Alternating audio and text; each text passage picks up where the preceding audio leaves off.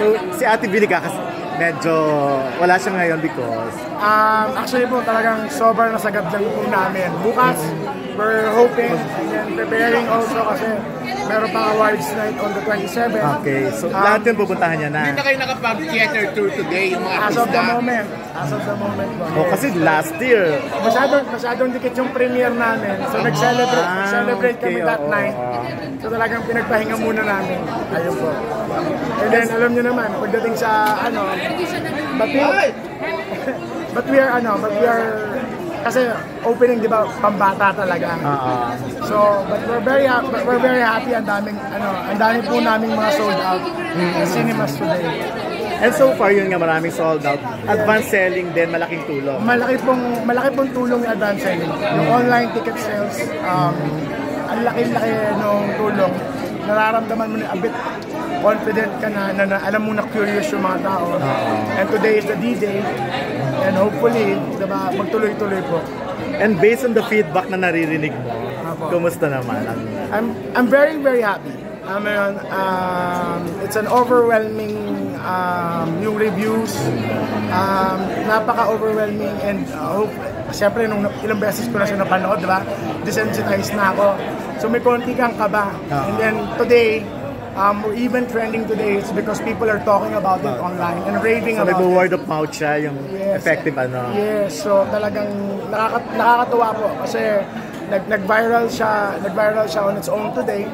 And I think it will, even though it's R16, we're pretty confident it will surpass Malyari's performance last year because we saw the numbers coming in already. Alam, parang mas matindi yung labanan sa Takilya ngayon this year compared last year eh. Actually, yun talaga ang, which is very, very fortunate for the Philippine film industry. Dahil ang daming magagandang pelikula. And lahat kami, alam ko, kami nga ni Tita Ibiang, diba? It's a friendly competition, but it has to be, at the end of the day, it's a competition. Pero nakakaaliw na nakakatuwa na lahat po ng producers, lahat po ng mga artista brought their A game for this 50th Golden bagay na bagay sa 50th MMFF. And again, I'm also congratulating MMFF for really putting it out there. And then sa lahat po ng mga producers and artista, nakakatuwa. Matindi talaga yung labanan. Matatanggap po ba na mag-best float ang Topak? Of course! Ang ganda-ganda rin siyempre ng ganda rin ng uninvited. Of course. It's everyone's game. It's everyone's game. I'll be very, very happy if Topak will win the best float. Ganun po yan eh. Alam niyo yun, you hope for the best, diba? Hope for the best and prepare for the worst. Sa amin naman, we came here, siguro naman ipokrito tayo sabihin na hindi tayo lumalaban. Lahat naman kami lumalaban. And we're hoping that makilala nila not just the float, but of course yung trabaho ng lahat ng tao also and uninvited. But we will be very happy also if anyone in the game will actually win. Kasi talagang magaganda po ang pelikula. Magaganda po. Sabi ni Ibiang, 1 month na siya nagkausap niya yung gumagawa ng fireworks. Ikaw the day before lang, isang araw lang, biglang may fireworks na rin kayo. The same, nagagawa ng fireworks. Actually, nung una, I never had any idea. I never had any idea. Tapos actually ako, I wanted to pull out pa. Baka mamaya sumobra ako. Baka sumobra ako. Nagulat ako on that day. Parehas kami may fireworks. Hindi, first time kasi nangyari yan eh sa parade. Pero 50th naman kasi. And I think it deserves, alam mo, kung gusto mo yung mga tao to really go to the cinemas, we have to do everything on our end. Kaya may iba pa nga na nagkikriticize, baka sumusobra na daw kami sa pagpopromote. Sabi ko, there's no such thing as sobra sa pagpopromote. Alalahanin niyo po kami, wala po kaming network.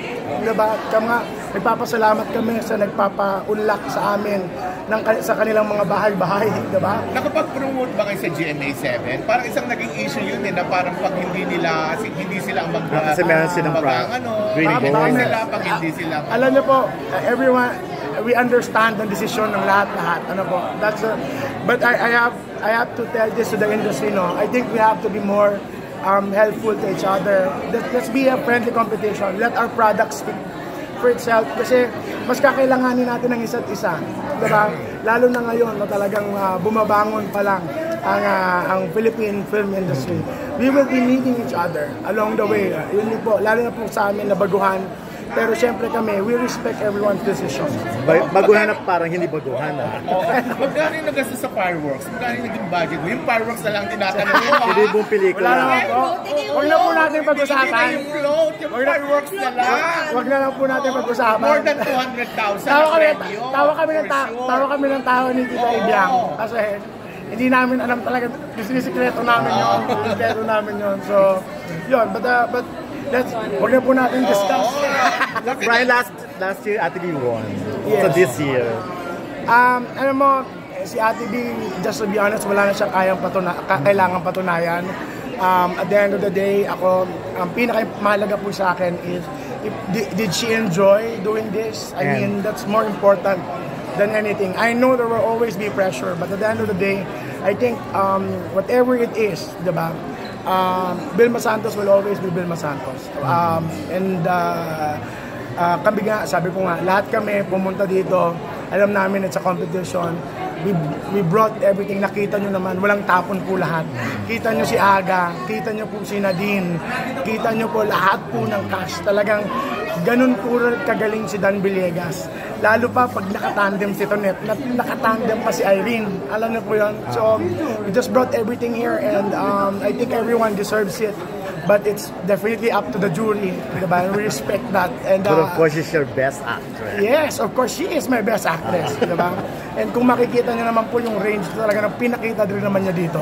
Talaga naman from mula po sa talagang pent up to outburst, diba? So, ako, I'm just happy of the reaction of the people now, lalo na yung mga nakapanood online. It's really heartwarming. Ano po, nakakataba po ng puso.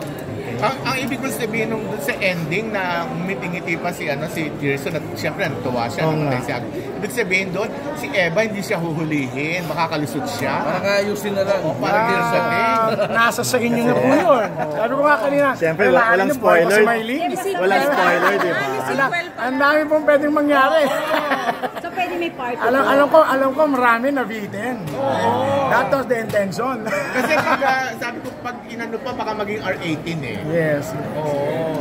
So may part 2 po. Wala na.